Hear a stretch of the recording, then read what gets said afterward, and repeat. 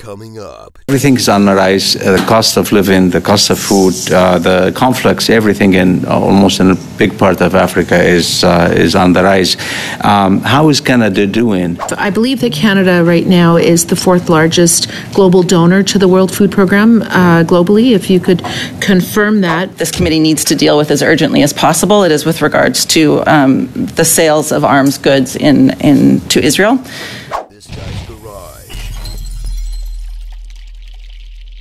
Like and subscribe.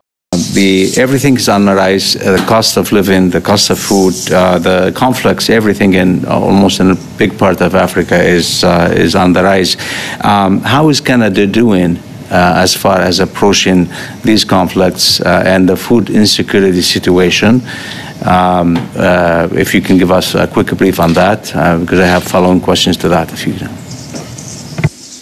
Sorry, Mr. Chair, if Mr. Abultif could repeat, how is Canada doing, you mean? Yes. Was that the question? Yes. Mr. Chair, can I respond to Mr. Abultif? Of course. Yeah. Canada has been a very steady donor to the World Food Program, and this is both on the two sides that we support, and that is within our mandate, and that is addressing humanitarian needs, but also more working towards the longer term solutions. So we know that we have to, while addressing the needs that are very high, we also have to work on reducing the humanitarian needs, and Canada has been helping in that mandate as well. They can additionally help us also I mentioned that humanitarian access is becoming more and more difficult. Conflicts are becoming more and more complex. And so this is where Canada and our other members can help on the political and diplomatic support to influence national partners and national governments and actors in conflict to ensure that we have humanitarian access and the humanitarian space to actually work and provide the assistance that we need to do. So humanitarian diplomacy is a very important part. In case of Sudan in specific, this very devastating situation, can we count on the neighbors, and where Canada can be most effective regarding the neighbors of Sudan to be able to get access to areas where food and everything is needed? Yeah, Mr. Chair, if I may respond to the question. For Sudan specifically, there's a lot of movement of Sudanese that become refugees and moving into other countries. Chad, I mentioned as a big one where we have a big influx. We still have a lot of issues with negotiating cross-border movement so we can actually move our resources and our support to those refugees. While we do have support from neighboring countries as well, because we set up kind of a regional, and this is not just WFP, this is the whole humanitarian community, a regional operation for the Sudan crisis. So we're working both from the Chad side as well as from the Sudan side, but there are different parties in a conflict. I'm afraid, again, we're out of time. I believe that Canada right now is the fourth largest global donor to the World Food Program globally. If you could confirm that, but more particularly, if you could comment, our framework, of course, is around the FAAE, the Feminist International Assistance Policy, which guides everything that we do in development. And you specifically mentioned the impact of food insecurity and conflict on women and girls. So I wonder if you could comment on how Canada's contributions are helping, but also particularly how that feminist framework is making a difference. Yeah, and for us, Mr. Chair, if I may respond, please. For us, gender inclusion, gender and protection are cross-cutting across all the work we do. But specifically in conflict, we look at how does conflict affect women differently, and we see that very often they have a higher vulnerability. So we have been including in our humanitarian access kind of analysis analysis specifically looking with a gender lens, saying like, how are women differently and very often more impacted by limited access. So we have actually analysts, conflict analysts in each of our regions to make sure that we have very context-specific analysis that goes into the planning of the operations. So on conflict analysis specifically, but also just different protection in general about how we provide our assistance. We take women's issues and women vulnerability into account. We also do that for other vulnerable groups, which might be, depending on the context, indigenous groups or people with disabilities. So, but the women's groups, women's girls are extremely vulnerable, and we do take that into account in our programming and planning. Very much in line with Canada. Thank you so much. I do want to direct a quick question to Mr. Dia, specifically around climate resilience, and you mentioned the link between the political and economic crises and the climate crisis. I wonder if in 30 seconds you could perhaps elaborate on that.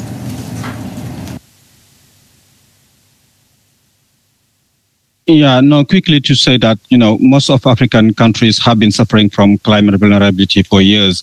We do know that, now the conflict, if I just take a quick concrete example of Mali, we did some survey in some part of northern Mali, and we found that 67% of community level conflict are due to conflict like land or resource control. So what we are seeing is that, these countries have been suffering from climate change, but with now the conflict, the situation has been exacerbated, and the population who has been already very vulnerable because of climate vulnerability are now suffering from conflict in addition to that, etc. So this is actually putting more and more people to extreme poverty and extreme vulnerability. I can say in 30 seconds, but I would have developed more, but yeah. Thank you. I have to take a moment out of the committee time at this point to move a motion that I had brought forward some time ago that is on a very important issue that I think this committee needs to deal with as urgently as possible. It is with regards to the sales of arms goods to Israel. The motion was first given notice of on April 10th. Would the members like me to read the motion, or are they aware of the content of the motion? Yes. They're aware? You'd like it? Yes.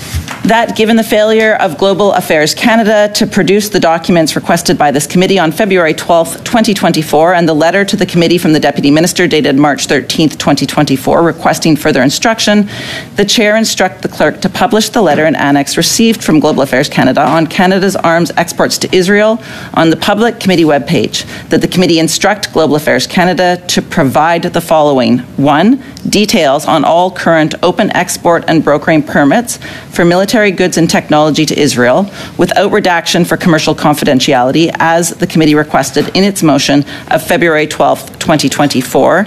2. Details on all export or brokering permits for military goods and technology to Israel, whether open or expired, dating back to 2020, not 2006, as the committee requested in its motion of February 12th, 2024. 3. Reissue the annex without redactions for commercial confidentiality, as the committee motion specified. 4. That these details be provided within 30 days of adoption of this motion, and that once received, these documents be made public on the committee website. Mr. Chair, I'd like to call for a vote on this motion. Yes, Mr. Oliphant. Yes, we have two amendments that we'd like to make to this. I would normally do them separately, but out of respect for the witnesses, I would try to do them quickly, and if it's agreed, we could vote on them together, perhaps. The first is that in the first line, that the motion be amended by deleting the words "the failure of," and then adding "has yet" after Global Affairs Canada and before "to produce," and adding "in full" after "produce" and before the documents. So that would then read that given Global Affairs Canada has yet to produce in full the documents requested by this committee. The second amendment is at the end of the motion, and to delete the words "these details." I have it in writing for the clerk as well, and French as well. That we just delete the words "these details," and insert the words, "This information be provided on a continuing basis as it becomes available, with the first batch of information to be provided within 30 days. And then at the end of the motion, add the words, "and that once the documents outlined in sections A through C, meaning all the documents of this motion are received, the committee's motion of February 12th, 2024 be deemed completed." Thank you. Is everyone clear on the three friendly amendments? Yes? Should we put it to a vote? All those in favor of the amendment? Show of hands. Mr. Bergeron? Yes? Unanimously adopted. So now we go to the actual motion itself. As amended. As amended. Show of hands. All those in favor? Again, unanimously adopted. Thank you very much. So we will now go back to the witnesses. Our apologies for that. Thank you, Mr. Chair. Thank you to the witnesses. I'll go right then to Ms. Hines. The World Food Program has had some success in Namibia in the efforts there. Why? What has been different in Namibia where they have achieved a higher degree of food self-sufficiency? Thank you. And may I respond, Mr. Chair? Namibia is an upper middle income country, and in that way, definitely in a different level than a lot of other African countries. So if you look at the levels of poverty, if you look at the systems that are there, they are higher. When it comes to food production and self-sustainability, not sure if they're doing so much better. I don't have the figures in my head. But they are very dependent on imports as well. But it's just that it's a more stable. Systems are further developed. Poverty levels are lower. The issue they're dealing with is that there's still gaps between some, especially indigenous groups, actually, and the others. So what you need for that, you need governance is an important part. Leadership from the government. I actually, just to give you an example, I'm sorry, my time is so limited. I'm going to thank you for that. I'm going to ask one final question then of Mr. Sultan. Canada actually benefits our agricultural systems from climate change, but obviously the Sahel parts of Africa do not. But would you agree that the negative effect of climate change is more than compensated with access to crop protection products, to fertilizers, irrigation in those countries for food production and greater resiliency?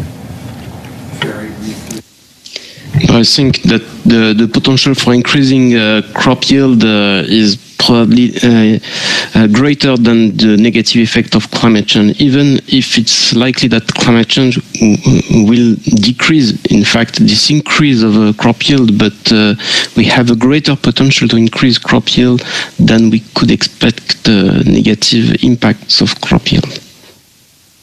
Interesting. Thank you very much, Mr. Rapp. We next go to Dr. Fry. You have 2 minutes for your question. Thank you, Chair. My question is, we've been hearing from other witnesses that there are certain trends in Africa where things are getting better and we need to look at economic development and technological development, etc. And yet, 8 of the top 10 countries on the International Rescue Emergency Watch List are in Africa, including Burkina Faso, Mali, and Niger. Now, so why is West Africa having these particular problems? And why are they getting worse and international, and it's becoming more abusive, etc.? What is it that we can do? What is causing this? What are the factors causing it in West Africa? And what can Canada do to deal with this? Especially in countries like Mali, because we are bilingual and we can work in these countries in Africa that are francophone. This to Mr. Dion.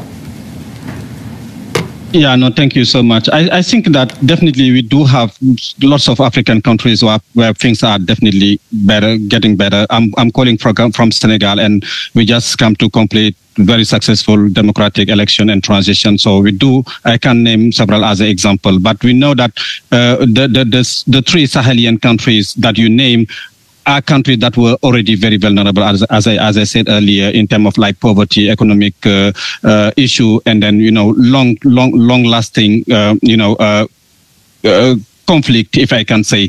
And what happened is that during this last year with this armed group, the terrorist armed group that's starting, controlling some part of this area, and the response that was not adequate. The reality is that the response that was provided was not adequate, and this gave space to this terrorist group to gain more and more control. And if you add to that, the very high level of poverty, I always say that, the main cause of this crisis is poverty. Because if you take the example of youth, if young people do not have job, do not have education, do not have professional skills, etc., sometimes if there are opportunity to have weapon, they just can join armed group and maybe, Excuse me, I don't have much time. I just want to ask you one. In fact, Dr. Fry, you're over any time? already. Okay, thank you.